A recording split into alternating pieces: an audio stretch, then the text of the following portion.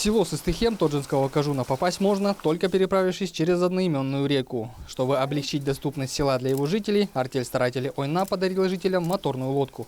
Спасибо большое артелю старателей Ойна за предоставленную помощь в виде мотора и впоследствии лодки.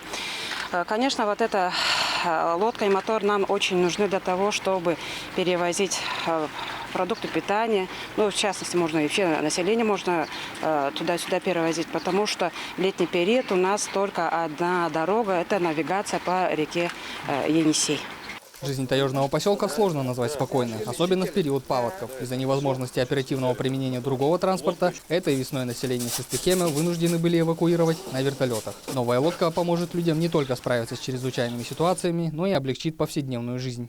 Поселку администрации Сыстыхема дарим сегодня новый мотор и лодку алюминиевую, которая изготовлена в Абакане для снабжения поселка насущных проблем, которые доставка бензина, продуктов, чтобы легче было жить им. Артель ведет добычу золота и на территории Тоджинского Кажуна, поэтому артель регулярно помогает жителям населенного пункта. Даян Танцурюн, Чайхан Дангак, Ангар Оржак, Тува 24.